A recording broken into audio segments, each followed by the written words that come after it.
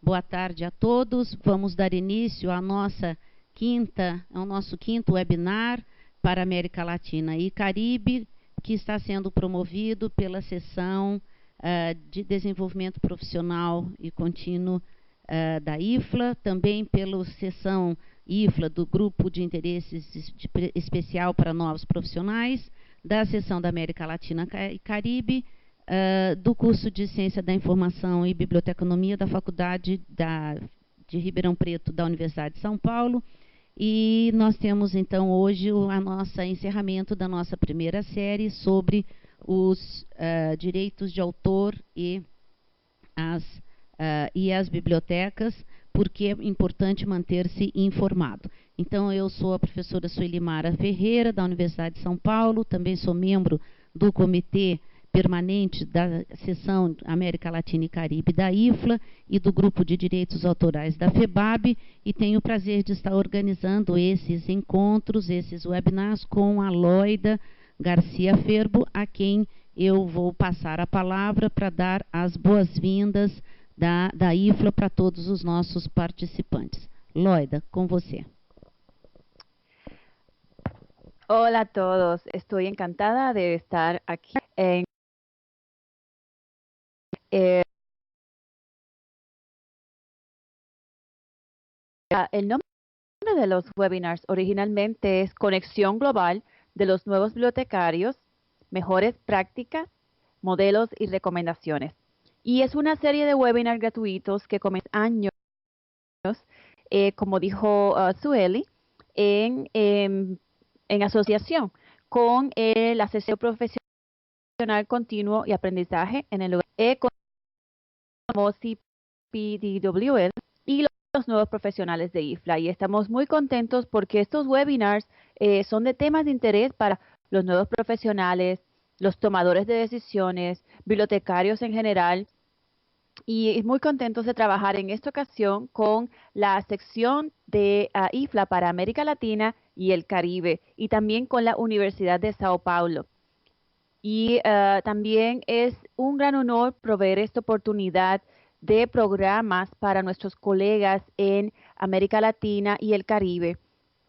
Los programas van a ser grabados y usted puede regresar a los programas y observarlos. Les invito a que creen grupos con su escuela de bibliotecología, con sus bibliotecas, y dediquen un tiempo a volver atrás y mirar a los webinars, porque los hemos creado para eso, para que sean una herramienta que pueda utilizar muchas veces.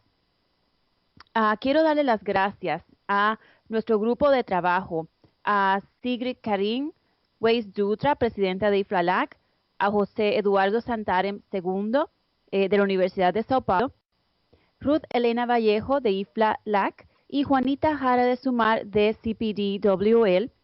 También a Silvia Cecilia Anselmi por todo el trabajo relacionado con comunicaciones, los detalles de la promoción con el website y muchos más.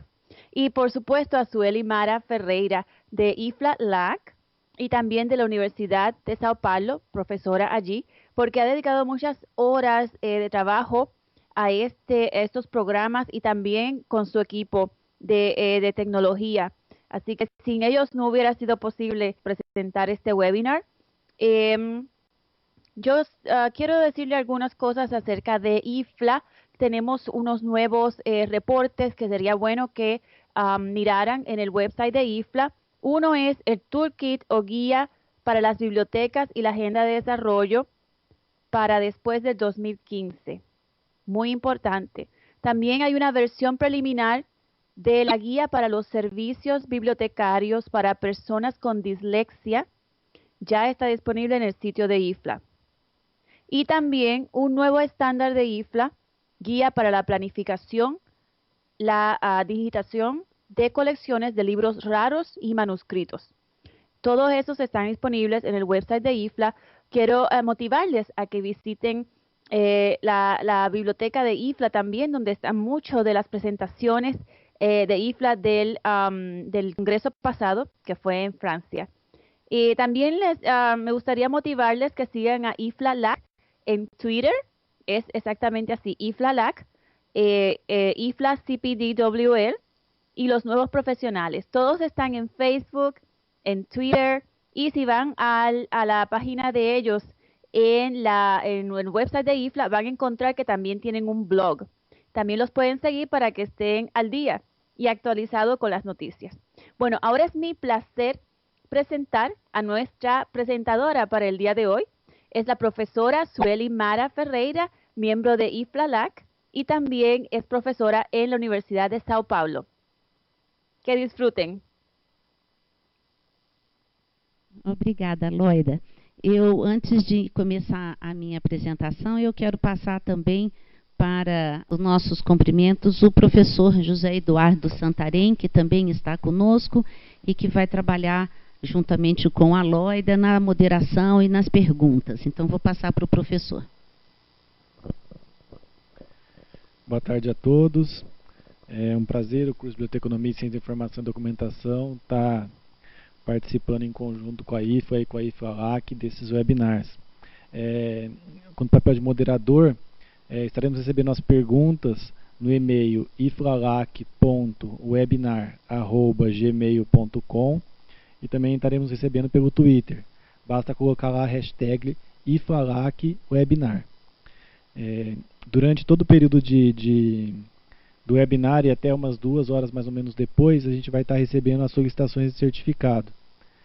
Pode ser feito pelo endereço, é o encurtador do Google, né, é o goo.gl/6op4dz. Então, durante todo o período pode ser solicitados os certificados que serão enviados após a finalização de todos os webinars. Então, para mandar as perguntas, aí o e-mail iflalac.webinar@gmail.com ou no Twitter pela hashtag iflalac.webinar. A gente vai estar acompanhando. Obrigado e bom trabalho. Bom, então nós vamos dar início, né, a nossa... e eu queria começar explicando o nosso título, né? Originalmente, nós havíamos proposto o título de Direitos Autorais e as Novas Formas de Publicação. Então, eu queria explicar um pouquinho este título e o que está aparecendo no slide de vocês. Na verdade, a situação é a seguinte. Bom, durante esses nossos 4 dias, nós tivemos aí uma verdadeira aula de uma série de conceitos teóricos e tudo mais a respeito de direitos autorais e da problemática para as nossas bibliotecas. E algumas menções desde o começo sobre a problemática que surge e que traz à pauta a discussão de direitos autorais para nós, profissionais de informação, com os novos formatos, com a informação em formato digital, com a nova tipologia de documentos. E isso, portanto, é uma área bastante extensa, né, que tem muitos detalhes para que nós possamos estar conversando. Nós podemos conversar sobre como é que é agora tanto a parte em 2 focos, vamos pensar assim, que era o que nós havíamos inicialmente programado para estar trazendo para vocês. Nós podemos pensar na produção brasileira com esses novos formatos, então, como está se dando a produção brasileira, né, a produção de revistas científicas, de livros, né, também a produção brasileira dos recursos educacionais abertos, ou dos recursos ou dos objetos educacionais de aprendizagem, como que está nos nossos congressos, os trabalhos de eventos, quer dizer, que estão todos em formatos digitais e tudo isso interfere e tem uma série de formas de nós estarmos publicando e apresentando esse nosso conteúdo internacionalmente. E um outro foco, um segundo, seria do ponto de vista então, uma coisa é o que nós estamos produzindo com todos os novos formatos, e uma segunda, enquanto bibliotecários, e o que nós estamos adquirindo, e o que nós estamos comprando para termos a produção científica internacional, né, que também deve ter as suas discussões internas de como eles estão disponibilizando. Bom, ao prepararmos tudo isso, nós acabamos aí nos deparando com um grande, né, escopo de conteúdo para estar passando, Então eu tomei a liberdade de dar uma cortada e ficar especificamente em um único foco hoje, que seria o foco dos direitos autorais e das revistas científicas brasileiras. E por que eu tomei essa liberdade e fiz essa restrição? Todos os temas são importantes. Vocês viram aí com a discussão ontem da Cristiana, a nossa preocupação com esse tratado internacional que está sendo discutido e que nós vamos ter uma nova reunião em Genebra, agora em dezembro. Também temos a preocupação com os direitos autorais, do ponto de vista da reforma da nossa lei, e tudo isso são importantes e são temas assim que nós temos emergencialmente que tratar. Mas nós também temos uma outra situação bastante emergencial e que surge aí uma necessidade também de uma tomada de posição dos nossos profissionais, assim, que surgiu até a semana passada uma nova alavanca de informações, e que então eu tomei a liberdade de pensar que hoje no Brasil nós temos uma situação emergencial em nós profissionais da informação para discutir, para tomarmos posições, para agirmos e para participarmos da construção da ciência brasileira a partir dessa concepção de que efetivamente a grande alavanque da produção da ciência em qualquer país, em qualquer lugar do mundo, são as revistas. Então eu resolvi restringir o foco desse nosso webinar hoje para as revistas brasileiras versus direitos de autor. Portanto, como é que nós estamos pensando? E eu explico para vocês. Eu tenho passeado bastante aí em vários, passeado é ótimo, né? Tenho participado bastante de vários encontros e de vários congressos, e também conversado com dirigentes de várias instituições do Brasil, e eu escuto aí algumas coisas que me preocupam, a falta de informação que estamos trabalhando neste momento. Então eu gostaria de começar, já a partir do momento de ter explicado, falando sobre como é que está o contexto das revistas brasileiras. Bom, vocês sabem que o Brasil ele é conhecido internacionalmente por suas iniciativas de acesso aberto, né?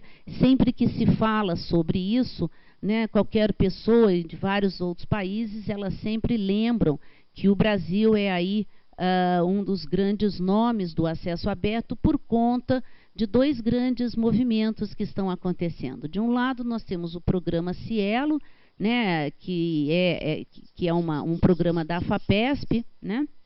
Portanto, de uma agência de fomento do Estado de São Paulo, mas aberto para todo o país. E nós temos também uma outra informação, que o Brasil é hoje o país com maior concentração de revistas do mundo usando o software do OJS, que é o Open Journal System, que no Brasil é conhecido como CER, né, o Sistema de Editoração Eletrônica de Revistas. Nós temos mais ou menos, conforme registro no IBICT, quase cerca de 1.700 revistas brasileiras usando este sistema.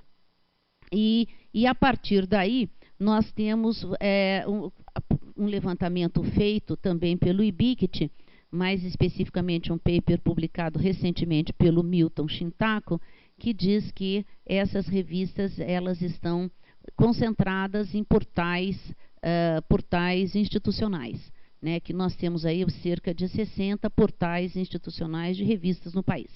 No entanto, como vocês viram nesses anos, né, nesses 4 dias aí de explanação desses webinar, nós ainda não temos algumas coisas básicas, ou pelo menos, não vou dizer que são básicas, mas algumas coisas completamente relevantes em termos de Brasil, né? Nós ainda estamos discutindo a reforma da nossa lei, né? Foi comentado, a nossa lei de direitos autorais, a lei brasileira, ela é a 4ª mais restritiva lei do mundo, né? Nada é possível ser feito nela. Ontem a Cristiane falou muito bem disso, né? Até o empréstimo para nós nas bibliotecas é ilegal, né? Nós fazemos, mas até isso é ilegal, porque na lei brasileira qualquer lei, na verdade, o que não está declarado é proibido, né? Se não está escrito que nós podemos emprestar, isto é proibido porque é tido como um item, é tido como um processo de circulação, e a circulação ela tem restrições, ela não pode. Então, nós também não temos isso é uma reforma aí que está em discussão já há bastante tempo, e a Cristiane ontem comentou bastante sobre isso, e também a Carolina Rossini. Nós também não temos uma política nacional de acesso aberto, né? Isso vocês sabem que na América Latina isso já está ocorrendo, né? Óbvio, também na Europa, nos Estados Unidos, em vários outros países. Na América Latina nós também já temos, América Latina e América Central, né? A gente já tem essa política na Argentina, nós já temos no Chile, nós já temos na Colômbia, já temos na Venezuela, temos no México. Portanto, nós ainda estamos aí em discussão, sendo que isso está em pauta desde o ano de 2007, mas nós ainda não temos. Por outro lado, também temos um outro problema, que inexistem políticas de agências de fomento, né? Que é algo que também existe no exterior, das agências de fomento já estarem exigindo que o acesso ao resultado das pesquisas financiadas com recursos que eles provêm tem que ficar em acesso aberto. Mas isso ainda nós não temos ainda nenhuma agência de fomento que exija isso. Salvo a única exceção são as teses e dissertações que a CAPES colocou essa exigência de estar em acesso aberto. Fora isso, o resto da nossa produção nós não temos.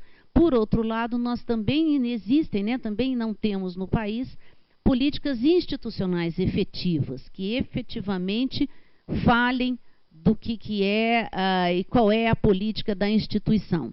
Temos algumas iniciativas, mas elas ainda efetivamente não se reportam. E por que tudo isso é importante? Porque já temos aí mais de 10 anos desse movimento, e eles nascem, e eles impactam especificamente a questão dos direitos autorais, e eles foram se reestruturando ou clareando mais os seus princípios e os seus objetivos com o passar dos anos. E então nós já temos aí consolidado no exterior uma série de pré-requisitos, uma série de compreensões sobre o que seja tudo isso, e nós ainda não temos, me parece, é isso que eu trouxe para vocês, os meus questionamentos. Na verdade, o que eu trouxe realmente foram questões mesmo. O Eduardo vai ter sorte aqui, porque eu mesma fiz várias perguntas para levar-nos a pensar como é que está sendo entendido e levado este movimento no país, né? Então, o que eu queria comentar é exatamente isso. Em cima de todo esse desenvolvimento, o que é que nós temos no país e como que os direitos autorais estão sendo vistos e como que nós estamos trabalhando. Portanto, qual é o contexto atual das nossas revistas? Elas estão aí, tem toda uma efervescência de iniciativas que estão surgindo e que nós temos obrigação, dever, responsabilidade de acompanhar e começar a trabalhar e discutir essas questões todas, porque o tema dos direitos autorais nas revistas, que é especificamente o que vai criar, né, a possibilidade de maior visibilidade e acessibilidade à nossa produção, não necessariamente pode estar sendo entendida da maneira mais correta. Eu acho que isso vale a pena a gente pensar. Mas nós vamos começar falando isso, pensando o que significa efetivamente uma revista em acesso aberto para nós, né? Essa é a grande pergunta que eu trago para vocês. E como é que eu quero pensar isso?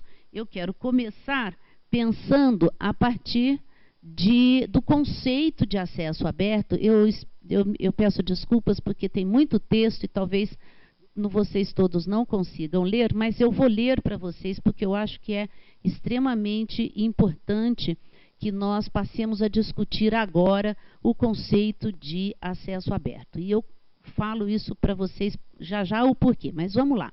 Então, eu me baseei em um documento que eu já passo na tela seguinte, a URL para depois, quem quiser acessar, que foi produzida por essas 3 instituições, SPARC, PLOS e OASPA, e que diz o seguinte: acesso aberto é um meio de disseminação da investigação científica que quebra com o tradicional modelo de subscrição de revistas. Tem o potencial de acelerar o ritmo da evolução científica, encorajar a inovação e enriquecer a educação por meio da redução das barreiras de acesso. Até aqui é o que todos nós conhecemos, e eu escuto isso absolutamente de todos os dirigentes quando eles falam sobre alguma coisa a partir do acesso aberto. Mas ele continua.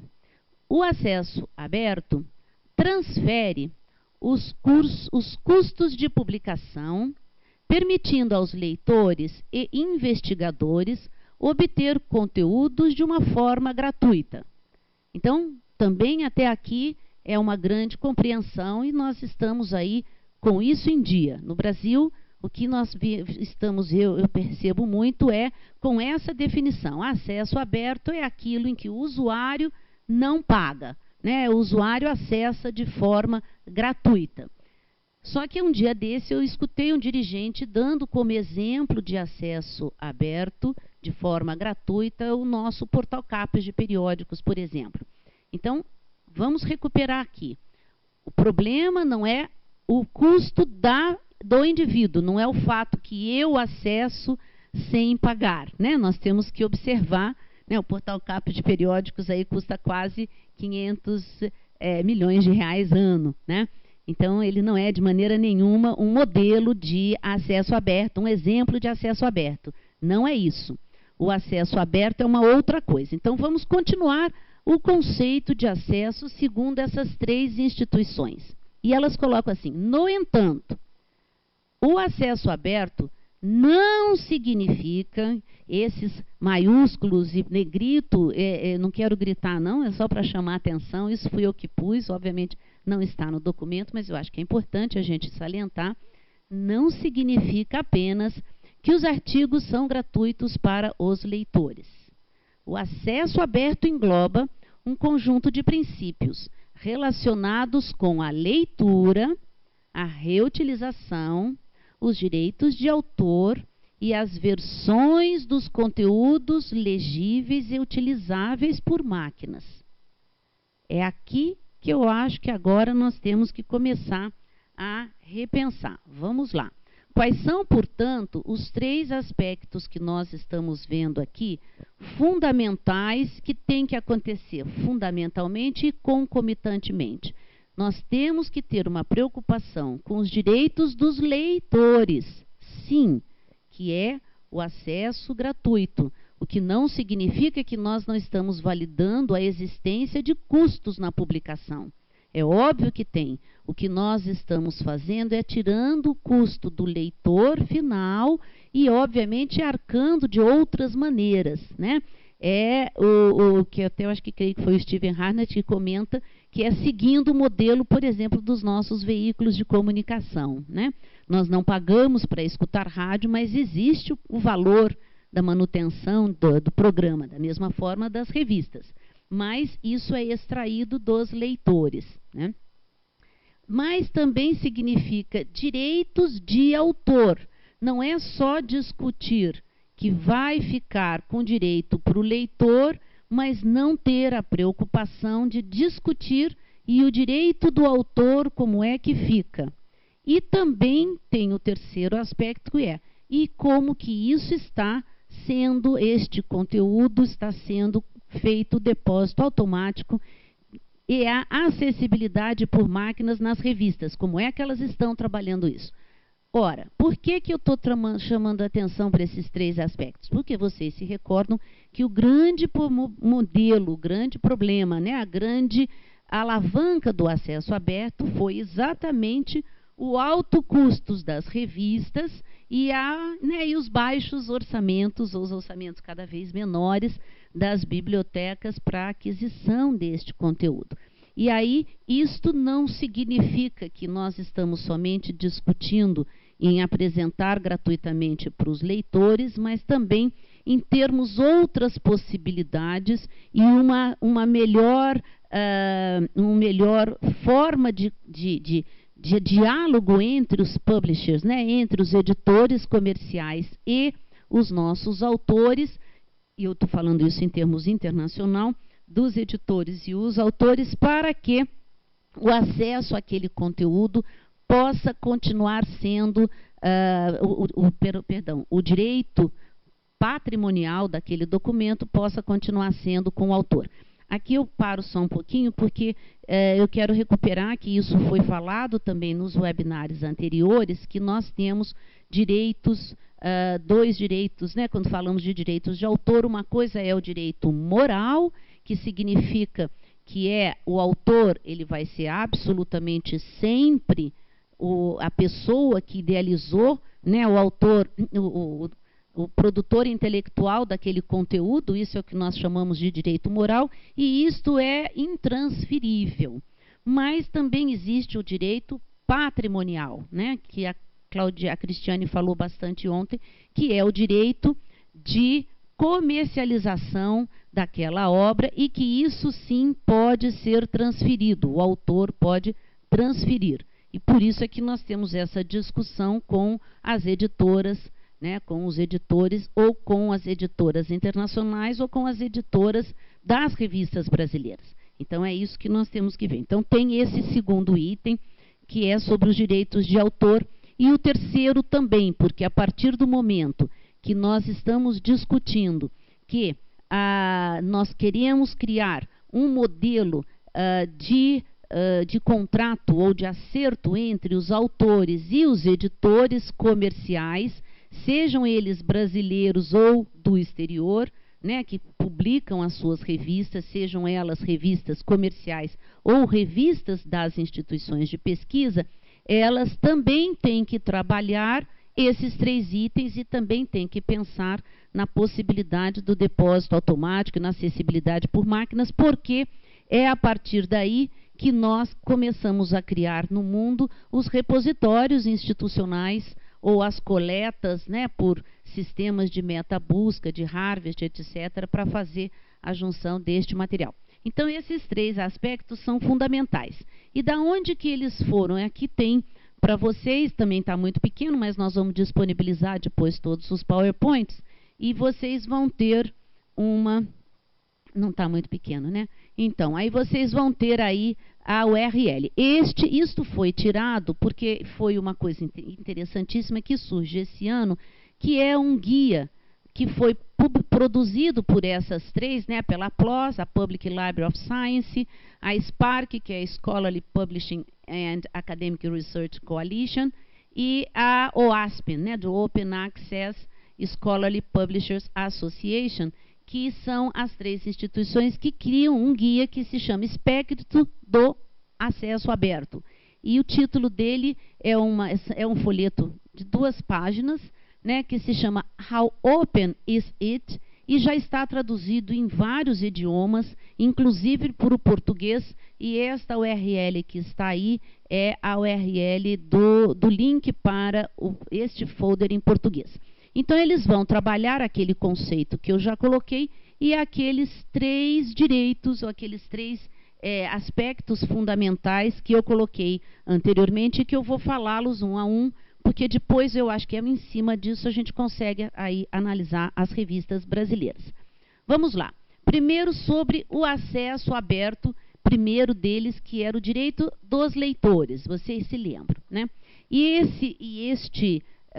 Esta tabelinha, essa guia que está ao lado, ela vai do mais restrito, onde tem aquele azinho, aquele sinalzinho de um cadeado cortado, que é o acesso aberto, né? O símbolo do acesso aberto cortado significa que é um acesso restrito até o cadeadinho sem nada, que é o acesso aberto. Portanto, nós vamos olhar aqui que nós temos vários níveis que estão surgindo de revistas que são intituladas de acesso aberto, mas que elas têm uma gradação. Elas podem ser mesmo, ser mais ou menos, ser um pouquinho mais e assim por diante. Então, do ponto de vista, e isso vai valer para os 3 direitos, os direitos dos leitores, os direitos dos autores e a parte do acesso ao conteúdo automaticamente. Do primeiro ponto de vista, né, que é dos direitos dos leitores, nós temos que observar 2 aspectos. O primeiro deles é em relação ao tempo de acesso. Algumas revistas, elas atualizam, elas colocam de acesso aberto, colocam de acesso gratuito e aberto imediatamente para os leitores. Isso é uma modalidade, esse é o mais amplo, esse é o total do acesso aberto. Mas tem algumas outras que dizem, não, elas vão ficar embargadas, isso só vai ficar disponível em acesso para os usuários num pouquinho em 6 meses, né? Até 6 meses. Então, existe um embargo. Tem algumas que colocam embargo superior a 6 meses. Isto, se vocês observarem as várias áreas do conhecimento, faz uma diferença brutal, né? Uma área de física, por exemplo, 6 meses é uma vida, né? 12 meses, então, já não interessa mais aquele conteúdo, porque, né, ele já está defasado. Você tem outras que colocam acesso aberto não a tudo, mas apenas a parte dos conteúdos, somente alguns artigos ou alguns documentos da revista que ficam abertos, e nós temos um modelo do pagamento do artigo, né, ou assinatura da revista, né, ou adesão de alguma maneira, seja associação de alguma forma, mas ou o pagamento por artigo, né, então ou você paga para assinar a revista, ou você paga para recuperar um artigo, e vocês sabem os valores, né? Tem artigos aí de mais de $500 um artigo, ou outras taxas que tenham para acesso aos artigos. Então, isto é a primeira informação importante do ponto de vista do tempo de acesso para os leitores. Isso é um direito do leitor, né? Ele tem essas variações todas. Por outro lado, direito de leitor também significa qual é o direito de reutilização. Porque é isso, ele pode acessar e o que ele pode fazer com aquilo. Então está aí muito pequeno, porque agora tem mais textos, mas eu leio aqui também para vocês, mas de qualquer forma eu acho que é importante vocês saberem, né? Então, por exemplo, o mais aberto seria, bom, a pessoa pode acessar, né, obviamente, imediatamente, e ela vai poder contribuir, copiar, distribuir, exibir, executar a obra, fazer trabalhos derivados dessa obra, desde que deem créditos devidos ao autor ou ao licenciador na maneira especificada por estes. Quer dizer, então, você pode estar utilizando para fazer tudo isso. Tem outros que já falam, não, sim, tudo bem, pode ser reutilizado, pode copiar, distribuir, exigir, exibir, executar a obra e fazer trabalhos derivados, desde que seja para fins não comerciais. Isto tudo é extremamente relevante se a gente pensar na variação de trabalhos que podem ser derivados das obras que estão sendo publicadas, né? Bom, então, aí você pode dizer, né, pode deixar para fins não comerciais. A outra que é copiar, distribuir, exibir, executar, apenas cópias exatas da obra. Portanto, você não pode fazer nenhum trabalho derivado. Vocês estão vendo que são coisas distintas que são permitidas e que têm que estar sendo esclarecidas nas revistas para que os usuários saibam o que podem fazer com elas. Outra é distribuir obras derivadas somente sob uma licença idêntica à que governa a obra original. Portanto, se a obra só pode ser de acesso né, para fins não comerciais, você não pode criar outra coisa de outra maneira. E o último, que é o mais restritivo, é sem direito de reutilização, além da utilização justa das práticas comerciais ou outras limitações ou exceções de direitos de autor. Aqui é quando todos os direitos estão reservados. É por conta desta informação, por conta desta necessidade de esclarecimento para o usuário, é que surgem os nossos modelos do Creative Commons, que se aplicam a isto aqui, né? Que então nós temos modelos CC BY, CC BY SA, NC, que são os vários que mais ou menos que vão dizer, em outras palavras, isso que está escrito acima e que define qual é o modelo que pode ser utilizado. Bom, então essas duas pernas, a perna do, vou voltar, né? A perna do tempo de acesso e dos direitos de reutilização são os dois conjuntos que falam sobre o direito dos leitores. Vamos ver agora o direito de autor, tá? O direito de autor também se baseia em dois princípios.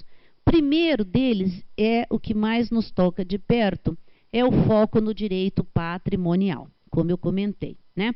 Como é, quem é que retém aquele, o direito de comercialização daquele artigo. Então, a revista, ela pode ser extremamente aberta, aonde é o autor que retém os direitos autorais sem restrições, ou seja, ele permite que o editor publique em primeira mão aquele documento, mas ele pode fazer absolutamente o que ele quiser com aquilo, com aquele artigo. Tem outras revistas que já retêm, né? O editor retém os direitos, o autor retém os direitos autorais, mas não sem restrições. Tem amplos direitos, mas a editora pede que inclua, né, que ele vá poder fazer a reutilização somente para apresentações e derivados, tá? Mas já não é sem restrições, já existem algumas restrições que vão sendo colocadas. Uma outra, que é menos ainda aberto, seria quando o autor retém os direitos autorais, mas com direitos limitados de reutilização. Então, ele só pode para apresentações, por exemplo, não pode para criar derivados, não pode dali gerar outros produtos. Ou o mais restritivo de todos, que será que o editor retém os direitos de autor sem permissão de utilização pelo autor, além da utilização justa, que é o de citação, etc.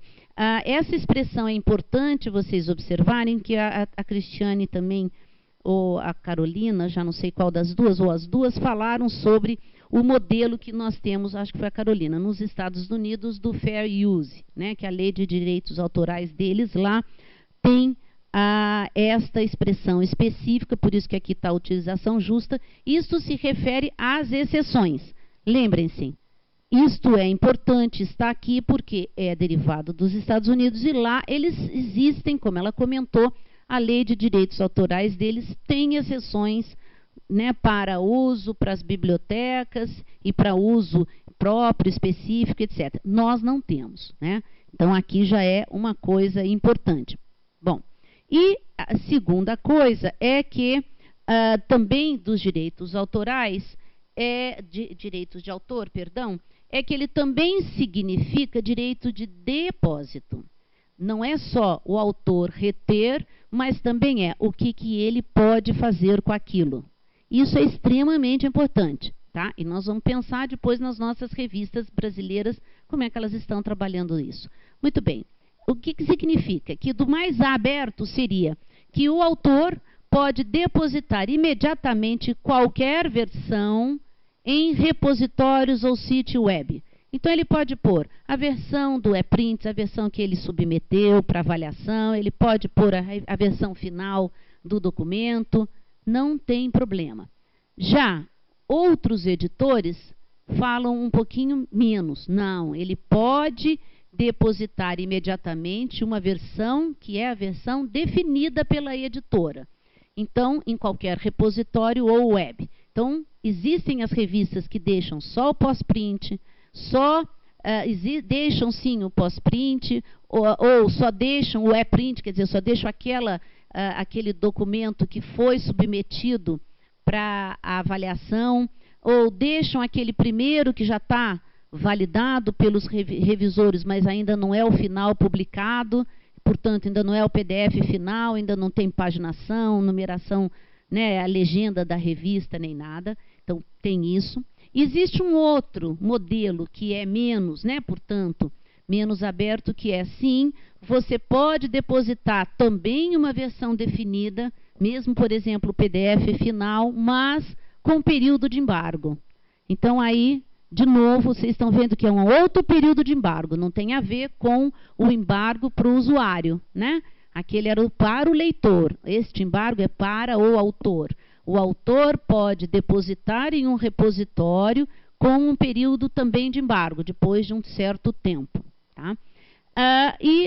Ou então ele pode depositar uma versão também definida, mas em determinados locais, então não é em qualquer repositório, não é na web, ele já define para onde que vai, ou ele não pode depositar em nenhum local e em nenhum momento. Então, essas definições todas têm que estar muito claras nas revistas, né? Nos textos das revistas. Muito bem. Posteriormente, o último aspecto é o do depósito. Tem mais, também são duas visões, né? Uma delas do ponto de vista agora da interoperabilidade, vamos dizer assim, é o depósito automático, né? Uma coisa é você dar liberdade para o autor depositar, mas uma outra coisa é você também criar mecanismos onde as próprias revistas disponibilizam cópia dos artigos de forma automática em repositórios confiáveis de terceiros, né? Então já vai direto sendo depositado. E aqui a gente tem vários modelos, né? Por exemplo, o Biomedia Central, né? Eles trabalham, é isso que eles estão querendo trabalhar, né? E já estão, em algumas instituições já tem isso instituído, se publica lá, eles já mandam por um protocolo chamado SWORD, eles já mandam para os repositórios das instituições daqueles autores, aquelas que fazem acordos com ele, eles já depositam automaticamente. Portanto, isso é uma das possibilidades, né? E essa é a mais aberta. Isso já corre direto, portanto, foi publicado em poucos dias. Vocês imaginem a atualização que nós teríamos em todos os repositórios institucionais do mundo, né? Um pouco menos sim, as revistas disponibilizam cópia dos artigos de forma automática em repositórios confiáveis de terceiros, mas no prazo de 12 meses. Alguns outros já pedem primeiro no prazo de 6 meses, outros já pedem num prazo de 12 meses. Algumas revistas não disponibilizam todo o conteúdo dela, apenas alguns artigos, mas também no prazo de 12 meses. E a outra não permite o depósito automático em repositórios. Portanto, vocês estão vendo que muda de figura quando a gente fala, a minha revista é de acesso aberto. E não, né? Vamos analisar todos esses itens e a gente consegue até dar a gradação de acesso aberto que elas estariam. Tá? Bom, uma outra coisa o outro item da terceira perna da interoperabilidade é a acessibilidade por máquinas.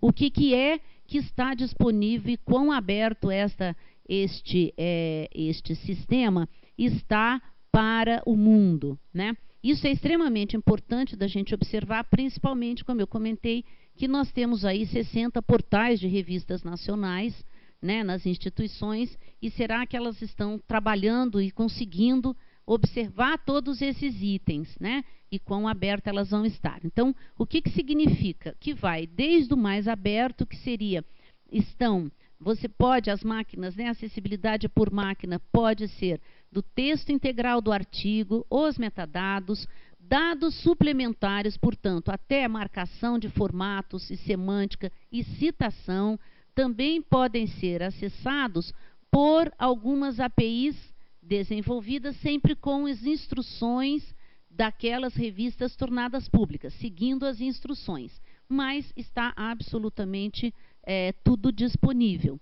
Algumas revistas já, da mesma forma, também com API, mas elas já, por exemplo, só deixam disponível o texto integral, os metadados e as citações.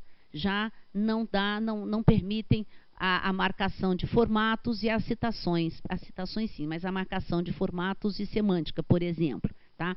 Portanto, o XML das nossas revistas tem que ser, né, tem que observar todos esses itens. Há outras, podem deixar também o texto integral, metadados e citações podem ser recolhidos sem permissão especial ou sem registro. Perdão, era com, né? Não, essa é sem permissão e a outra é com permissão. Portanto, o primeiro você desenvolve um aplicativo e pode acessar, os outros você sempre tem que pedir a permissão especial, se registrar, etc. Ou seja, a revista quer saber quem é que está coletando os seus dados. Ou a revista está totalmente fechada, não está disponível para a recolha por máquinas.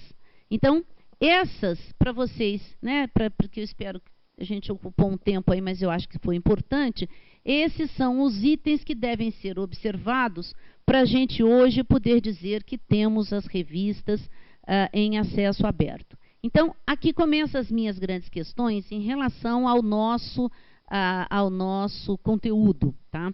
Como estão as nossas revistas? Como as revistas brasileiras permitem, elas estão permitindo que o direito de autor permaneça com o autor? Elas esclarecem qual modelo de uso do conteúdo pode ser feito? Elas participam do movimento dos repositórios institucionais no país?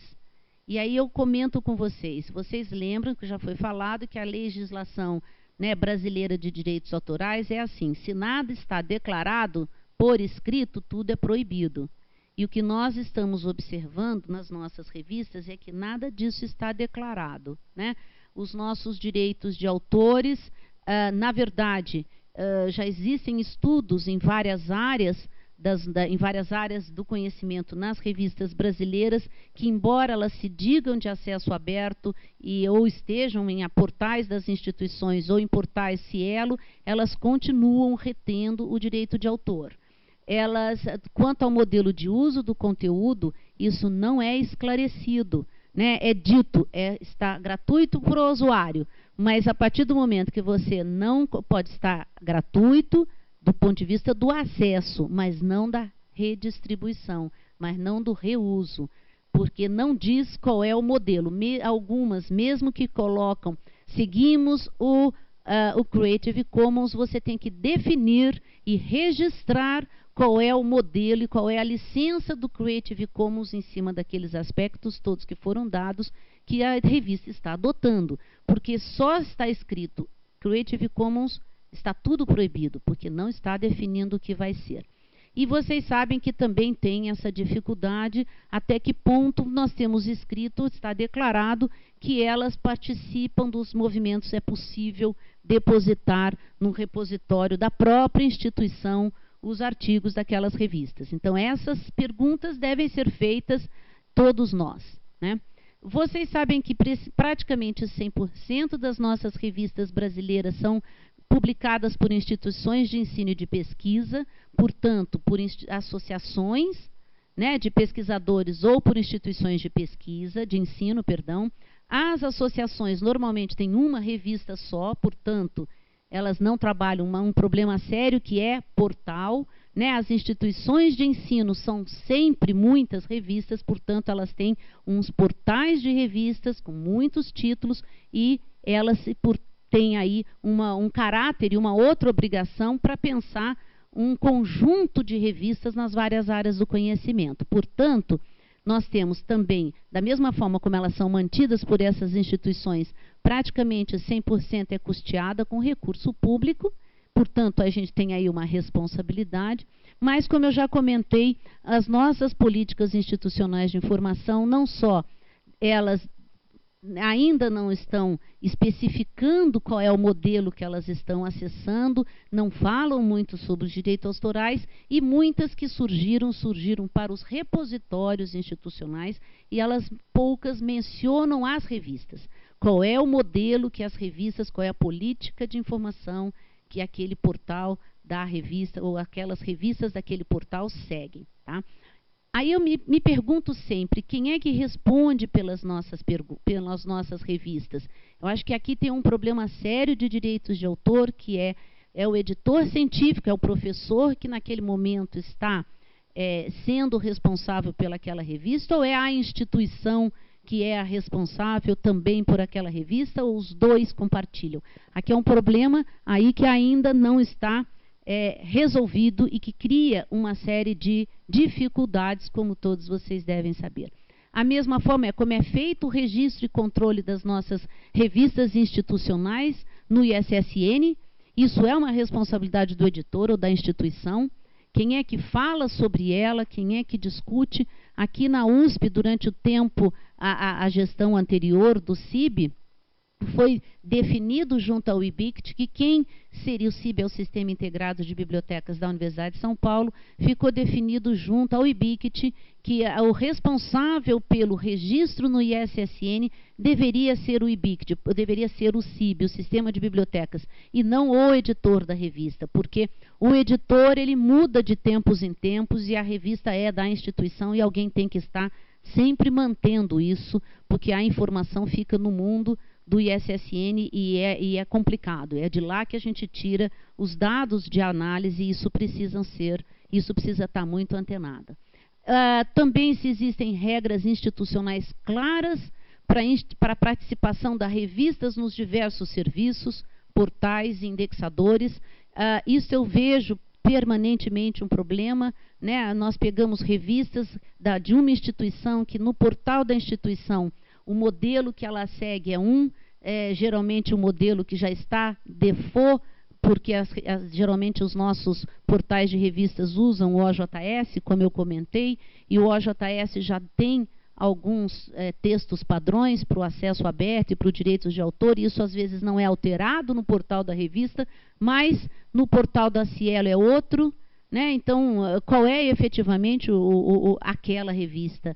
Qual é a filosofia dela? Ela não pode ter uma filosofia, não pode adotar um padrão quando ela está na instituição e quando ela está na Cielo. E aí como é que fica? Mesmo assim, nós sabemos aí, né, em várias, eu estou levantando um trabalho na área de comunicações e as revistas, maioria delas, mais de 60%, retêm os direitos de autor. E muitas revistas Cielo também retêm os direitos de autor. Portanto, pega o lado do acesso aberto, que é o gratuito, porque essa é uma mentalidade que está sendo muito formalizada neste país, que acesso aberto é o acesso gratuito. É por isso que eu estou aqui discutindo esses detalhes tão detalhadamente, com tanto tempo para vocês, porque é super importante. Agora vocês já têm um documento que pode embasar uma discussão de todos nós com os nossos editores na nossa revista, nos nossos portais.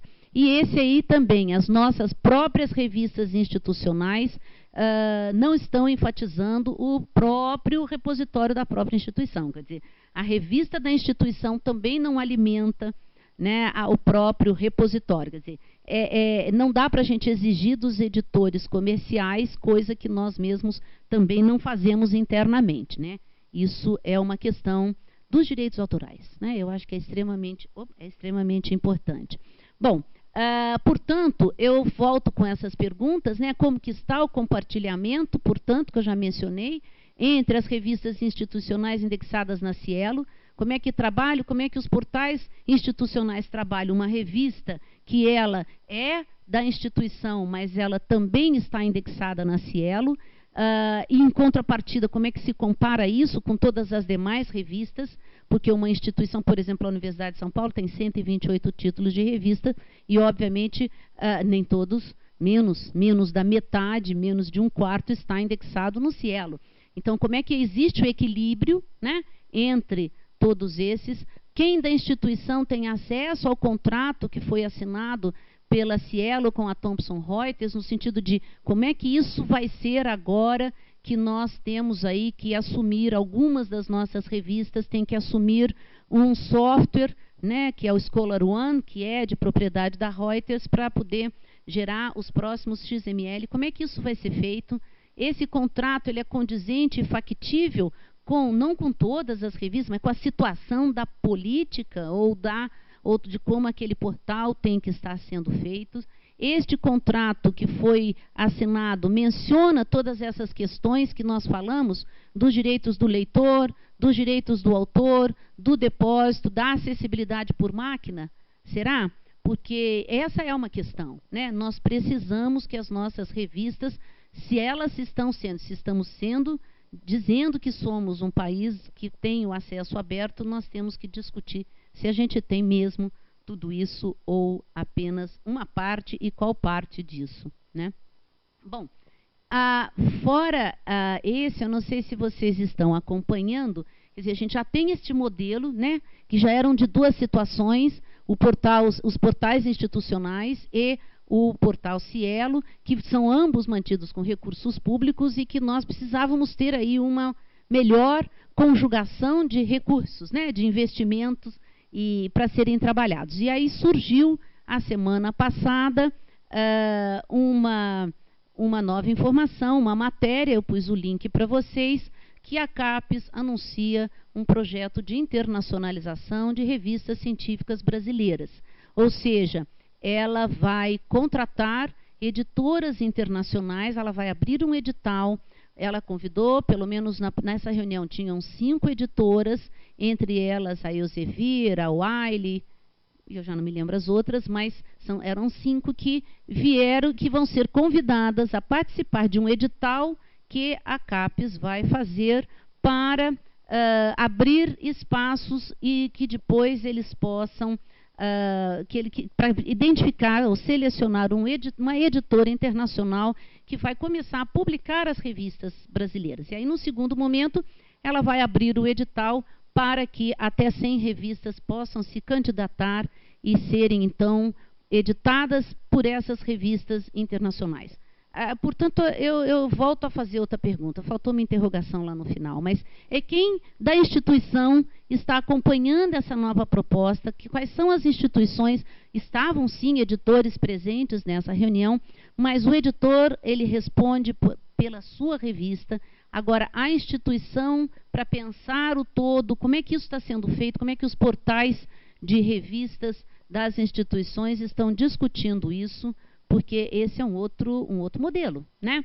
Nós vamos conviver como com tudo isso, quer dizer, como é que vai ser, como que serão feitos esses contratos? De novo, em termos de todos esses direitos, porque se continuar essa proposta, né, de que o acesso aberto é o gratuito para o usuário, isto é um problema, porque nós não estamos acionando todas as questões envolvidas com direitos de autor, com depósito, com acessibilidade por máquina, etc.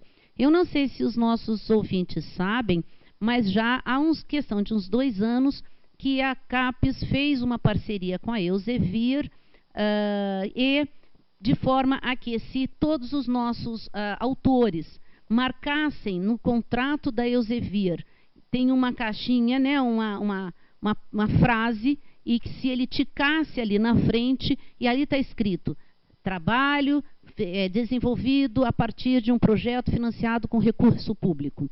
Se ele acionasse ali, a Elsevier deixaria aquele artigo aberto no seu portal. E, portanto, dentro de todos os milhões de artigos disponíveis no portal da Elsevier, aquele que o professor ou autor disse que é recurso público estaria de acesso gratuito. Mas sempre ficou a grande questão, mas por que isto fica no portal da Elsevier e não no repositório institucional? Né? Porque este é o grande ponto. Quem é que mantém a produção nacional? É o editor ou são as próprias instituições? Então, esse modelo, que não creio que tenha sido muito divulgado, eu vejo poucas pessoas sabem sobre isso, já vem acontecendo há 2 anos. Agora criou-se, né, 2 situações, essa das revistas, e a CAPES está dizendo que vai criar o repositório nacional da produção, repositório da produção nacional, perdão, a partir do Sucupira.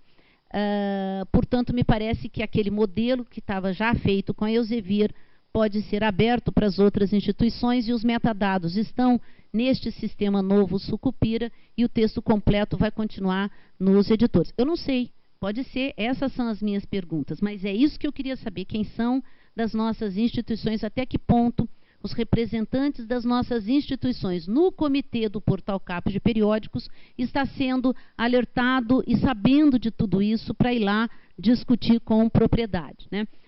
Então, temos essa situação, e agora ainda as revistas nacionais que elas vão ser abertas aí. Bom, então, como é que nós vamos conviver esses 3 modelos brasileiros, né? Os portais institucionais das revistas, ou seja, as universidades que mantêm as revistas.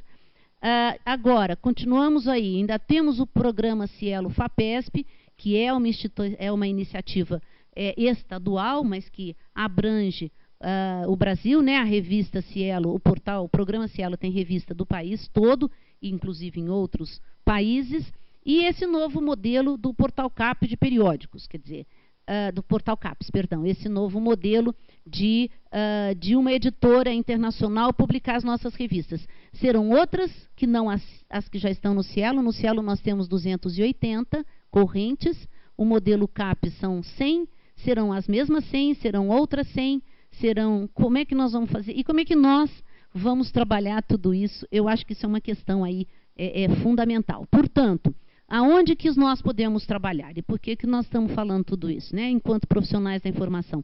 Eu estou meio perdida no tempo. Então, já passei mais de 1 hora. É ótimo, já estou acabando. Então, vamos lá. Nós podemos trabalhar em tudo isso, né? No portal das revistas, com os editores científicos, nas políticas institucionais, nos repositórios, junto ao Ministério, quer dizer, ao mesmo tempo que está aí correndo essa necessidade de reforma da lei, né, dos direitos autorais, nós também temos que levar isso tudo em conta, porque sempre vão estar nos falando, não, mas a nossa lei não permite, então a gente tem que saber, sim, mas está tendo um movimento de reforma, tem o movimento do Tratado Internacional, né, as associações, a gente pode trabalhar junto às associações dos diversos países para apoiar isso. Nós precisamos criar espaços de apoio também para a própria comunidade interna, as bibliotecas, as instituições têm que ter espaços para isso, um site onde elas vão lá buscar mais informação, o que é que está acontecendo. Vocês viram que a quantidade de dados é enorme, se não tivermos isso somado dentro de sites específicos nas nossas instituições, aonde os nossos professores, alunos, autores em geral vão buscar dados, né? E participar de lista de discussões na área para fortalecer mais os nossos conhecimentos. Eu deixei posteriormente, agora é bem rápido, alguns links que eu acho que é importante para vocês observarem todas essas propostas de atuação que eu coloquei. Uma delas é esse link que é a Declaração de Lyon. Isto foi colocado internacionalmente em agosto desse ano pela IFLA, que é uma proposta de apoio a toda essa discussão de acesso e de desenvolvimento. Então, ela é muito maior do que só o acesso aberto. Ela discute também muito o tratado internacional e ela está precisando que todas as nossas instituições, as nossas bibliotecas assinem, né, se declarando, não é a pessoa, não é a Sueli, mas é o Sistema Integrado de Bibliotecas da USP, não é a Sigrid, mas o sistema, né, da Universidade Federal de Santa Catarina, e assim por diante. Quer dizer, assinem, participem dessa, apoiando tudo isso para se mostrar, inclusive internacionalmente. Existe esse site muito interessante que é para a criação de oficinas, né, que são oficinas, lugares onde vocês podem ir, está aberto para todos, para vocês irem pegar informações para apoiar as nossas universidades então se chama Oficinas de Conhecimento Aberto e como podem ajudar nossas universidades.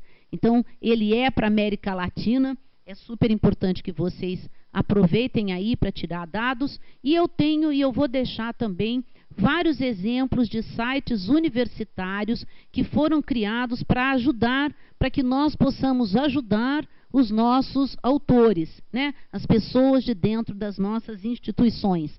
Então, aí, por exemplo, vocês vão ver, eu vou só passar rapidamente, mas eu já pus alguns, tem outros, mas é para vocês irem lá e observar, porque cada um deles fala de um determinado item, mas sempre falando sobre o problema da aquisição, o problema dos direitos de autor, o problema do fair use, porque lá eles têm o problema, né, e assim por diante, né? E vocês podem também criar este tipo de quais são as permissões. Chega-se até deixa eu ver aqui onde é que eu estou, aqui, até ao ponto do este, por exemplo, que conversa, e de Massachusetts, que fala especificamente sobre como negociar o seu contrato, o contrato da sua publicação, quer dizer, como é que o autor pode ir discutir com os publishers, este da Dartmouth também, e todos mais vão fazendo... opa, eu fui passando no meu PowerPoint aqui no meu computador, mas estão lá, desculpe. E todos esses são modelos que vocês podem estar observando. Bom, como vocês viram, só esse tema já era um tema aí que passou bastante do que eu tinha proposto. Eu agradeço muito a atenção e fico à disposição, então, para perguntas. E vou passar para o professor Eduardo e vamos voltar também a Loida. Eu acho que já temos também a presença da Sigrid, que é a presidente da seção da América Latina e Caribe da IFLA, e aí então nós vamos ter aqui uma discussão a 4. E eu estou passando para o professor Eduardo, então, e agradeço a atenção de todos.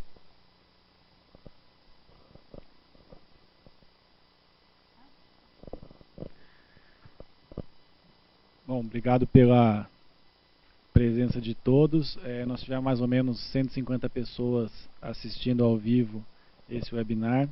Parabéns, Sueli, pela sua esclarecedora apresentação. Obrigado ao pessoal que está participando via Twitter, via e-mail. Eu vou abrir fazendo uma pergunta aqui sobre a questão da definição de direito de autor e de leitor nas revistas. Então, eu fui editor de revista durante praticamente quase 3 anos aqui na USP. A Sueli também teve a experiência como diretora do CIB de ter mudado ou de ter transformado o portal de revistas lá da USP. E aí aproveitar um pouco dessa experiência dela para contar um pouco como que funciona essa questão dos direitos, se as revistas são claras enquanto apresentar o direito. Por exemplo, a gente tem hoje o Diadorim, que é um repositório que apresenta, né? Então eu fiz uma consulta rápida agora, enquanto a Sueli estava falando, e a gente tem 600 e poucas revistas cadastradas lá. Na apresentação da Sueli, ela falou sobre pelo menos 1.700 revistas em OJS, quer dizer, então você imagina que a gente tem uma quantidade muito maior de revistas aí publicadas no Brasil. Se essas 600 dispõem e apresentam lá no Diadorim como que é o seu formato de direito de autor e de leitor, porque é para isso que o Diadorim serve, né? Como que funcionam as outras? É claro, não é claro? Os editores os editores têm noção disso, pelo menos, de como a sua revista trabalha? Porque a sensação que eu tenho enquanto editor de revista era que não havia nem a clareza dos editores de que existe o acesso aberto, de que... eu queria saber se é isso mesmo, se há essa dificuldade, se os editores estão preparados ou se tem um encaminhamento para isso. Como que está essa situação, Sueli? Então, vamos lá. Eu vou dividir em 2 partes a sua pergunta, porque primeiro você comentou que você era o editor, e como é que fica, né? A questão de ser editor, se isso é claro, e a segunda é dos direitos autorais, né? Vamos à primeira. Bom, isso é um problema, né, que a gente tem aí neste país, que as nossas instituições, elas ainda não se conscientizaram do papel das próprias revistas. Eu tomo grande liberdade de dizer isso de uma maneira assim geral, né? E principalmente eu estando aí na maior universidade do país, né? Acabei de sair do sistema de bibliotecas, vocês viram, eu comentei 128 títulos, e nós não temos isto claro. Nós temos sim uma política, na USP tem uma comissão de credenciamento de revistas, que desde aí de 2013 nós estávamos batalhando, espero que continue, para mudar o regimento dessas revistas de tal forma a que ela pudesse efetivamente ter uma representação dos editores, para que, a partir da conscientização dos editores, nós pudéssemos criar uma discussão mais clara de até onde vai o direito e o dever de cada um. Porque isso é muito sério. Como nós não temos, inclusive até quase há pouco tempo atrás, não era nem ao menos considerado, o trabalho de editor é um trabalho insano. o professor que pega, né, a bola da vez, porque geralmente algumas revistas mudam, né, elas migram entre os docentes quem é que vai ser o editor, né, daquele período. Então isso é um problema, porque as pessoas, obviamente, ninguém nasce sendo editor, tem um trabalho grande aí para isso. E aqueles que ficam muitos anos é com muito sacrifício, né, porque eles não têm apoio da instituição. Então isso significa que muitas vezes, para aquela revista ir para o ar, o editor faz tanto malabarismo que ele acaba adotando aquela revista como dele, né, e isso se torna aí uma série de problemas, porque na revista ela nunca é do editor, ela é naquele período daquele editor, mas ela é da instituição. Vocês viram que há pouco tempo aí, e as revistas, né, acabam não fazendo isso, mas vocês viram que quando tivemos um problema da revista da Faculdade de Medicina da USP, que está na Cielo, aquele problema que foi levantado pela Thompson de autocitação, etc., etc., o grande alarde da revista não era que o editor XPTO tinha acontecido, mas sim que a revista da Universidade de São Paulo estava fazendo isso assim assado. E quem foi chamado para responder foi a universidade. Portanto, isso é um problema. Como é que nós deixamos claro, como é que nós criamos essa legislação, essa política interna de até onde vai? Porque o professor, o editor, ele tem um trabalho grande, mas ele não pode carregar o piano sozinho, ele não pode ter responsabilidade sozinho. E aí eu conto uma dificuldade para vocês que eu acho que é super importante. Eu não consegui, foi muito difícil durante o meu período no CIB, conseguir pessoas da própria área do direito, da própria instituição, da própria universidade, para nos apoiar nisso, e eu vejo que isso é uma constante sofrimento de todas as pessoas envolvidas com as revistas nas várias instituições, nas várias universidades. E aí eu comento com vocês uma situação que eu vivi na semana passada, a felicidade de ter sido convidada para participar de um encontro especificamente de um grupo de pesquisa do grupo de direito de advogados para a questão dos direitos autorais. E lá estavam reunidos um número muito grande de advogados, e eu fui assim numa alegria danada, porque não só conheci muitos que estão envolvidos nisso, mas eu aprendi bastante. E uma das coisas que eu percebi lá, aliás, duas. A primeira foi que eu descobri que o tema dos direitos autorais não é comum aos advogados. Ele não é disciplina nos cursos brasileiros. Ela agora, há pouco tempo, começou como disciplina optativa em alguns cursos, a partir de uma demanda de algum professor dessa área que passou a ter interesse no tema, então está oferecendo como disciplina optativa. Mas são poucas as instituições, as universidades, as faculdades, vamos dizer assim, os cursos de direito que têm o tema dos direitos autorais. Portanto, você ir conversar com alguém sobre isso, não é só porque ele é advogado que ele vai saber. Então, aí eu acho que é super importante para a gente ter um pouco mais de tato e de jeito e na busca de informação sobre quem pode nos ajudar nisso. E a outra coisa que eu percebi lá é que a questão do direito autoral para a ciência ainda não está sendo totalmente discutida, nem pelos grupos de direito em direitos autorais. Eles estão muito mais focados, e é uma pressão grande do Ministério da Cultura, na questão da cultura, né? Então, dos vídeos, das músicas, e é óbvio também que porque é uma outra área, né, extremamente nacional, que é a questão dos filmes, dos vídeos, das músicas, né, dessa área. Então, essa é uma coisa que a gente vai ter que trabalhar muito bem, criar uma situação. Então, isso em relação aos editores, para não me alongar demais. Em relação ao teor de quais revistas efetivamente estão em acesso aberto ou não, então essa é uma grande questão. Estamos agora, eu estou com um grupo de alunos e nós estamos fazendo um levantamento que a gente espera aí uma pesquisa na minha disciplina de pós-graduação esse semestre, em que nós queremos exatamente levantar a situação daquelas revistas, mas especificamente nós estamos estudando as revistas Cielo. Qual é o comportamento das revistas? Eu não gosto de falar dessa forma, e eu falei, perdão, elas não são revistas Cielos, das revistas institucionais que estão indexadas na Cielo, porque isso é o vício, a gente pegou isso, né? É falado demais, todo mundo fala, minha revista é Cielo. Não, a revista é da instituição e ela é indexada na Cielo, na Redalic, no Web of Science, seja lá onde for, né? Então, das revistas que são indexadas na Cielo e comparar e ver em relação na Cielo, na instituição, como é que ela é, etc. O que nós estamos vendo, e eu sei de pesquisas até da própria, por exemplo, Cielo na Argentina, a área da comunicação que eu fiz, as revistas brasileiras, a maioria delas, elas retêm o direito de autor. Ou elas não comentam nada, ou elas comentam especificamente, que se não comenta nada é porque está retendo, né?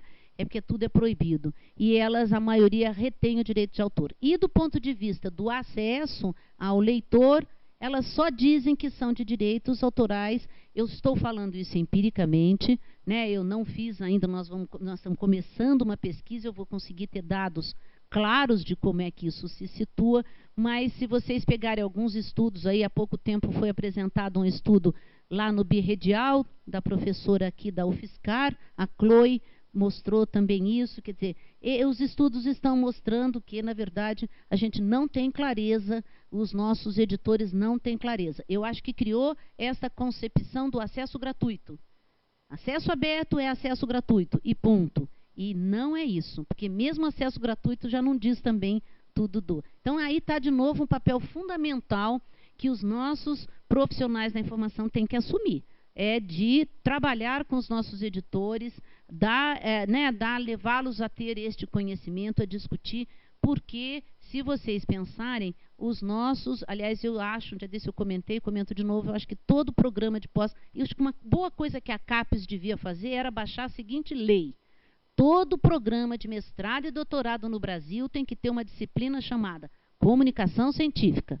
Não adianta só a metodologia da pesquisa. O cara tem que entender como é que é o mundo da ciência, como é que ele bota, né, como é que ele divulga melhor, dá mais acessibilidade, mais visibilidade para o material dele, como é que isso vai ser, para ele entender tudo isso, porque é um mundo muito complexo. Se nós que somos da área temos tanta dificuldade, se as pessoas da área, os advogados com direitos autorais também, né, têm essa dificuldade, vocês imaginem os editores das revistas que fazem milagre, né, para manter tudo aquilo e sem esses conhecimentos todos. Então, eu acho que é bastante complexo o problema. Bom, vou pegar obrigado pela resposta, Celia. Vou pegar uma outra pergunta agora, que veio por e-mail do Davi Matos Milhomens. Ele pergunta o seguinte, ele parabeniza pela palestra, né? E pergunta se uma revista que possui Creative Commons declarado no site já está protegida de acordo com a legislação brasileira.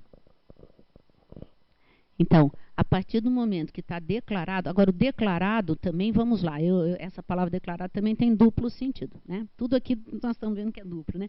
O declarado não significa somente o escrito, né? Porque a gente percebe algumas revistas, parece até que elas vão e colam, dão copy and paste, né? Cola ali o selinho do Creative Commons e aí... Não é isso.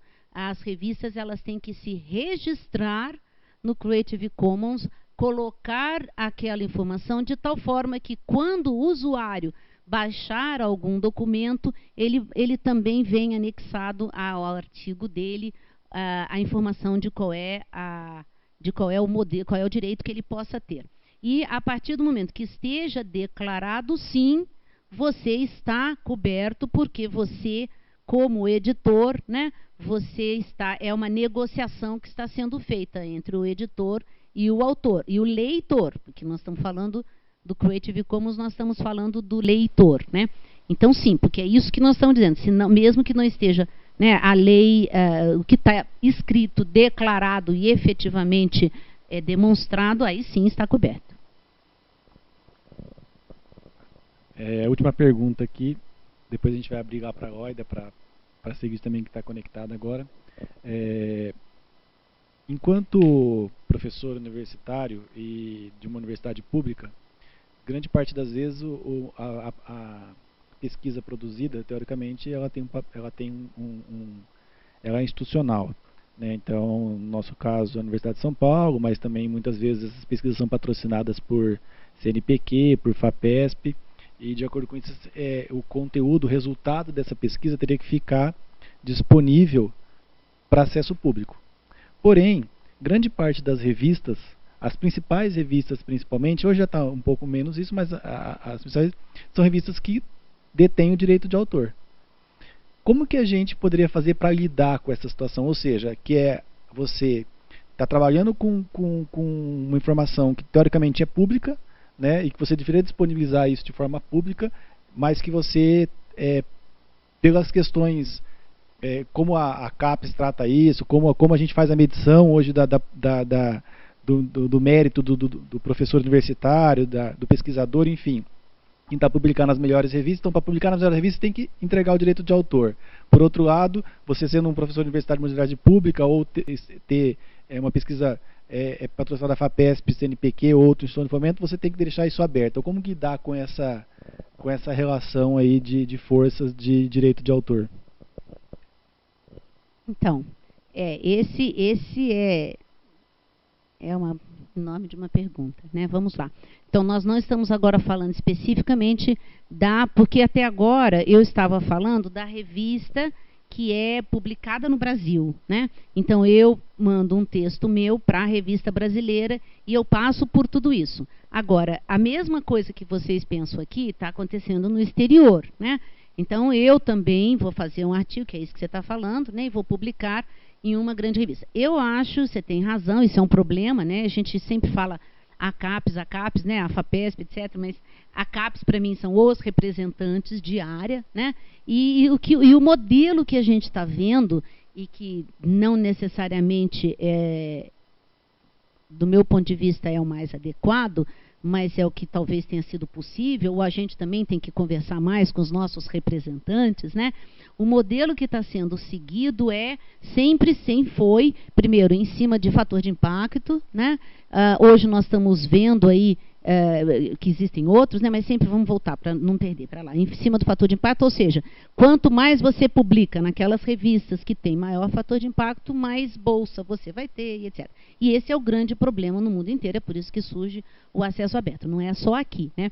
E o mundo todo já está trabalhando isso de uma maneira muito mais avançada, como eu comentei, até do ponto de vista das políticas. Na Argentina, por exemplo, já tem uma política de acesso aberto que diz que já está funcionando? Lógico que não, porque isso foi assinado há pouco tempo e a gente demanda aí uma mudança de cultura, mas está sendo trabalhado, mas já tem uma legislação que prevê isso, como o Chile, como a Venezuela, o México, como eu comentei, né? Que diz o quê? Que todo trabalho de financiamento financiado com recursos públicos tem que ficar de acesso aberto. Nos Estados Unidos, além disso, o que nós temos? As próprias agências de fomento exigem isso. Então, aliás, elas exigem até mais que isso. Quando você pega um dinheiro da National Science Foundation, por exemplo, que é o CNPq, vamos dizer assim, né, americano, você vai lá e assina um documento dizendo 3 coisas. Primeira, que você vai dizer sempre, qualquer trabalho que você vai publicar, você vai mencionar que aquele trabalho foi feito com recurso público. Muito bem. Depois, que você vai disponibilizar aquele trabalho em acesso aberto. Porque, afinal de contas, foi feito com dinheiro público, tem que ficar aberto ao público.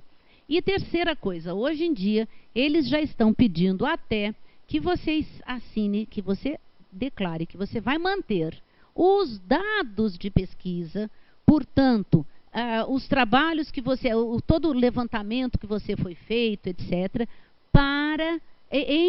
disponível por 10 anos.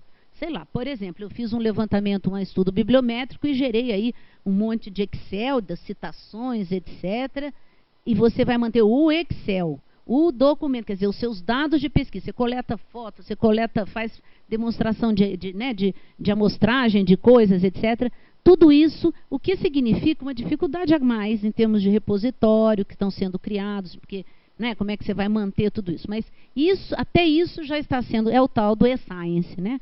Já está sendo exigido no exterior por diversas agências. Agora, de maneira geral, muitas já estão, e se vocês entrarem naquele site ROARMAP, vocês vão lá ver várias instituições de diversos lugares do mundo, agências de fomento, governamentais, estaduais, etc., internacionais, que já exigem que o documento fique em acesso aberto, né?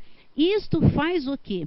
Isto é uma primeira posição, né? A partir daí, se você como autor tem condições de chegar para o publisher, para o editor e falar, escuta, mas eu não posso, né? E vocês estão vendo o grande movimento que está tendo aí, por exemplo, de Harvard, não é? Que está assumindo isso, e várias outras universidades, Massachusetts, todas elas, né, já estão acessando, já estão adotando, já criaram o quê? As suas políticas institucionais que validam tudo isso, né?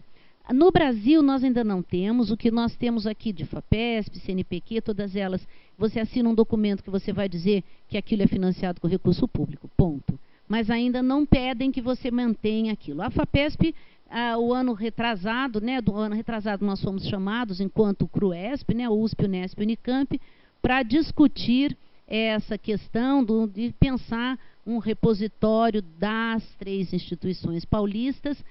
Nós corremos bastante aí, e em um prazo recorde, porque à época somente a USP tinha tinha não só a política, que não é mandatória, a política da USP, né, ela é uma política não mandatória, mas tínhamos alguma coisa e tínhamos o repositório da instituição. E aí a Unesp e a Unicamp ainda não tinham. E nós conseguimos, e no dia 6 de outubro do ano passado, durante o evento do CONFOA, né, que é a Conferência Luso-Brasileira de Acesso Aberto, nós lançamos não só o repositório da Unesp e da Unicamp, mas o repositório da produção CRUESP, né, da produção científica CRUESP. E porque a FAPESP dizia que a partir daí ela ia criar a sua política que exigisse isso. Isso ainda não foi criado, né? Até hoje já tem um ano, né? Quase um ano e 2 meses, e isso ainda não saiu, ainda tá no papel. Então, eu acho que é isso, sabe? A gente ainda precisa de ter, não só nas instituições, mas também nas agências, também trabalhar um pouco os próprios coordenadores de áreas, porque eles também exigem, né, que você publique nessas revistas. Aliás, isso é uma outra coisa interessante. Quase todas as áreas colocam, por exemplo, se a revista, a maioria delas, se a revista é Cielo, ela já é A, né, no Qualis, etc. Agora, não sei como é que vai ser com o novo, né, com as novas revistas que vão, entendeu? Então, essas coisas todas estão mudando, mas eu acho que o grande problema nosso não é pensar só do ponto de vista da avaliação, sabe? Que eu acho que é esse que nós temos esse grande foco, né? A gente simplesmente quer virar, sei lá, quer virar Cielo porque é uma exigência CAPES, ou era até agora, mas a gente não está preocupada com a questão da ciência no país, como é que ela está sendo distribuída, como é que está sendo preservada essa memória nacional, que eu acho que é algo completamente preocupante, né? Nós não podemos, quer dizer, eu acho que não dá só para os nossos dirigentes resolverem sozinhos o que as instituições têm que manter depois. A gente precisa de uma conversa, né? De aí um posicionamento, né? De como é que, porque as instituições são as que mantêm, na verdade, não só em termos financeiros, mas de pessoal, de tudo, são as que mantêm as revistas. Então nós também temos que ter um posicionamento, né? Obrigado pela resposta, Sueli. Acho que podia abrir para a Loida e para a Sigrid agora, para elas poderem fazer questionamentos também. Chamá-lo.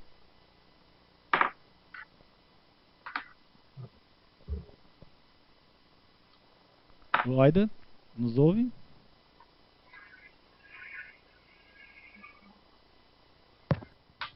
Sí, aquí está Loida. Passo a palavra para você, Loida. ¿Qué? Tem alguma pergunta, algum comentário, Loida, que quer hacer? Todo bien, todo muy bien. Gracias, Sueli, por la magnífica presentación. He estado siguiendo el Twitter y hay mucha actividad en Twitter. Las personas están compartiendo los enlaces que ha compartido usted en la presentación. Así que todo muy bien. Gracias. Ok, graças, Loida. Então, acho que, bom, eu já até peguei o microfone de novo. Passamos para a Sigrid agora está conosco. Oi, boa tarde. Tudo bem? Estão me ouvindo direitinho? Estamos sim. Eu acho que Então, tá. eu acho que só precisa talvez ativar, não sei se é lá, porque a gente está vendo só a sua foto e não a sua imagem, mas pode falar, Sigrid. Então, eu vou falar assim mesmo, fiquem com a minha foto por enquanto. Sueli, eu fiquei encantada com a tua fala, eu acho que tu desse um recado muito importante para os profissionais da informação. São temas com as quais a gente precisa obrigatoriamente estar se envolvendo nas nossas instituições. Muita gente já trabalha nisso, mas eu acho que mesmo esses que já têm um pouco de prática, né, com os portais, com as nossas revistas, ficaram sabendo de muita coisa com as quais eles têm que passar a se preocupar também, porque esse mundo é muito dinâmico e a gente realmente, a questão do direito do autor, como você mesmo falou, nem os advogados estão muito certos de todas essas questões, quem dirá nós, profissionais da informação. Então, o debate eu acho que vai ser muito grande ainda e foi muito bom você ter alertado para vários pontos muito importantes. E eu aproveito para agradecer quem assistiu e quem colaborou aí em multiplicar pelas redes sociais esses conhecimentos, porque a intenção é esta mesmo, né? Quando Loida, em contato contigo e comigo, através de falar que ofereceu essa oportunidade de fazermos essas webinars para a América Latina e Caribe, o objetivo mesmo era esse, eu acho que a gente está conseguindo assim, chegar a esse objetivo, que é levar capacitação através dessa ferramenta, e quero te parabenizar e agradecer a Loida também pela oportunidade, e a todos que vêm participando, e também pedir que as pessoas fiquem atentos à agenda, porque temos mais duas séries, né? Mais 2 webinars nessa série. Muito obrigada a todos vocês.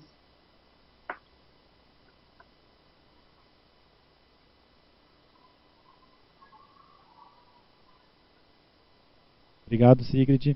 Eu vou fazer a última pergunta, então, aqui que chegou por e-mail. Depois as outras que vierem a gente encaminha para a Sueli para ela poder responder diretamente. A última pergunta é do Evanildo Santos. Pelo e-mail dele, eu acho que ele é do INPE e provavelmente ele é um bibliotecário que trabalha no INPE. Pela estrutura aqui de informação do e-mail dele. Ele está parabenizando a Sueli pela palestra.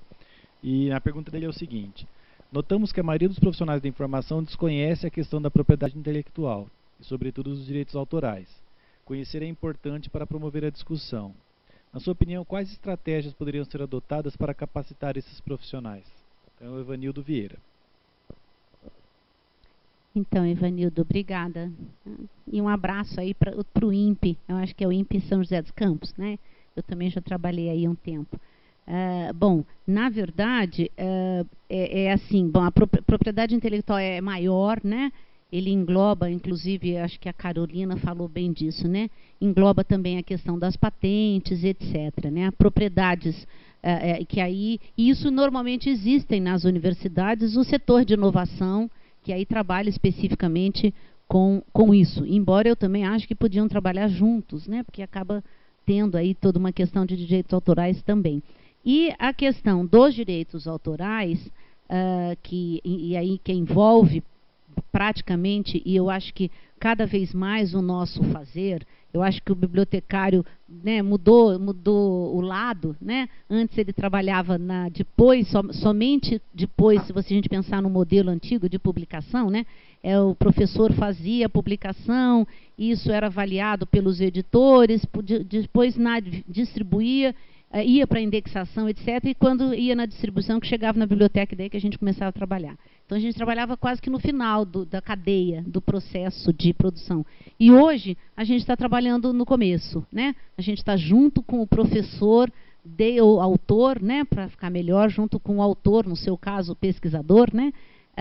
Diretamente desde o início do processo. Eu concordo com você, nós ainda precisamos de ter bastante gente formando, capacitando nisso. Eu acredito que muitos dos nossos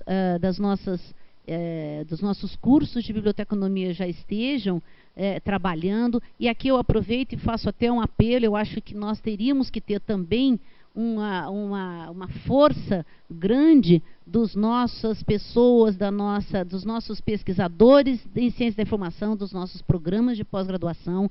Temos aí a Associação Nacional, né, de pesquisadores e programas de pós-graduação em ciência da informação, que seriam pessoas que deveriam, por exemplo, poderiam estar ajudando a essa maior disseminação de toda essa problemática que afeta diretamente a nossa profissão, não só de bibliotecário, mas também na pesquisa da pós-graduação em ciência da informação, porque isso atinge também os arquivos, os museus e aí as bibliotecas e tudo mais, né? Então eu acho que precisaríamos sim de coisa, é isso que nós estamos tentando com este modelo, né? Com este webinar, é começar um pouco mais essa capacitação. Eu acho que as instituições também, os sistemas de bibliotecas das instituições têm que também prever isso e colocar, porque hoje, bom, quando a gente se forma, a gente já está praticamente desatualizado, né? Porque de 4 em 4 anos a tecnologia está mudando, né? Então a gente tem que aprender a aprender aí, né? Todos esses profissionais têm que começar. Eu te sugiro também seguir e participar bastante do grupo da FEBAB, né? Nós estamos com um grupo de direitos autorais que ainda está aí com muita coisa para ser feita, mas a partir desses webinars a gente, quem sabe, também vai receber bastante solicitação, e-mail, etc., que pode nos ajudar a criar um grupo mais ativo.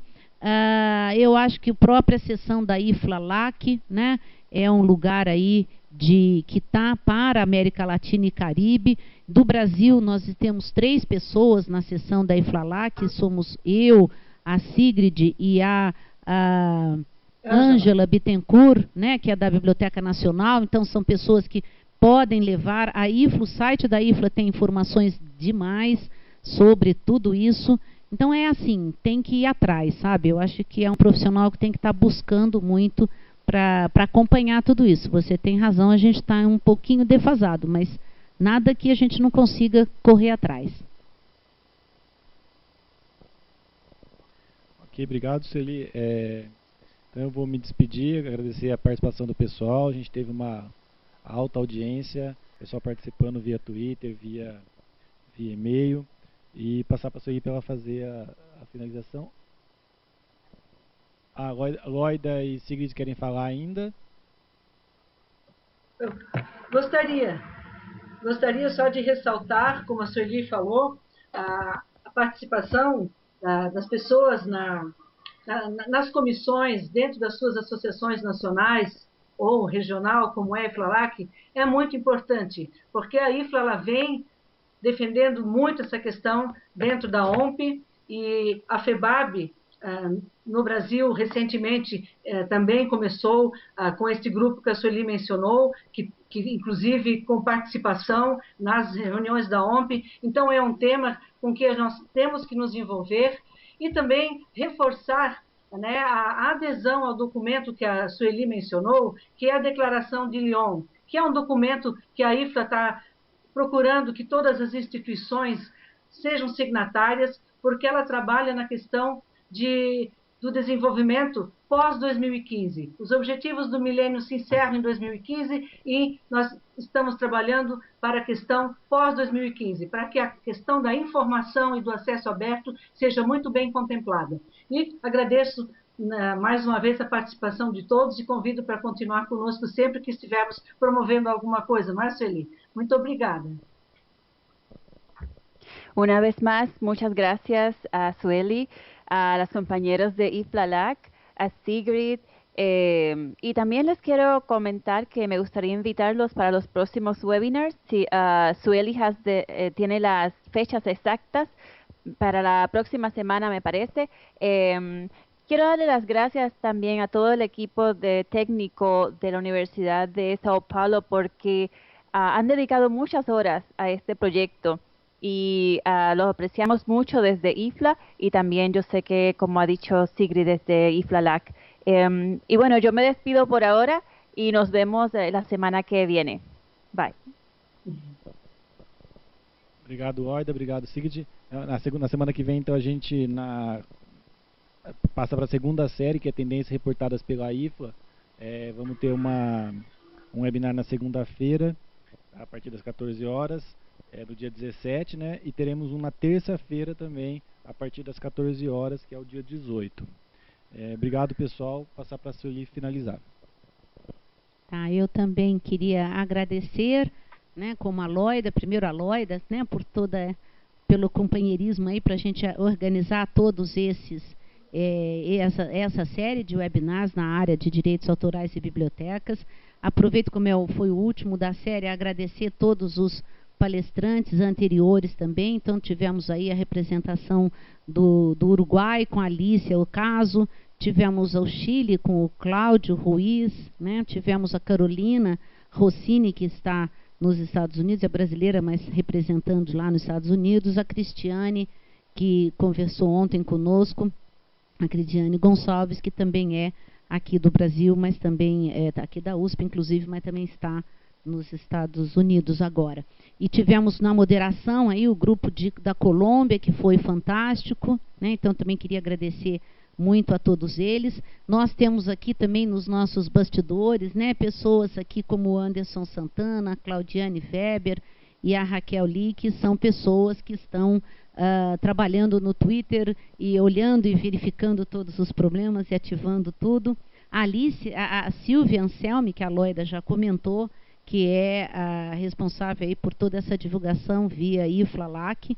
Obviamente a Sigrid e a Loida, eu tenho muito a agradecer por todas essas, né, pelo apoio a esse evento. O Eduardo Santarém, que é o meu companheiro aqui na USP, meu colega, companheiro, vão pensar estranho, né? A Luciana, a esposa dele, me mata. Meu colega, colega e amigo aqui de departamento, com quem nós estamos aqui trabalhando esse grupo todo. E, obviamente, como a Loida mencionou, realmente os problemas de tecnologia aparecem de uma hora para outra e a gente, felizmente, tem o Vinícius e o Alexandre aqui do setor de informática da USP, que estão nos apoiando muito, e o grupo do IPTV, que é responsável pela transmissão lá de São Paulo, aqui também da USP. Então, a todos eles eu agradeço. Agradeço a vocês todos. Estamos aí tivemos 170, como o Eduardo falou, 170 pessoas ao vivo, o que me deixa bastante feliz, e eu espero que, se cada um de vocês transmitir para mais um, pelo menos, tudo isso, já nós estamos fazendo o que uma das perguntas falou, como é que a gente vai, né, capacitando toda a nossa classe bibliotecária do Brasil, né? Então é isso, é criando multiplicadores. Então agradeço demais a todos e espero vocês na semana que vem. Como o Eduardo já comentou, segunda-feira vai ser o Jesus Lau, do México, que vai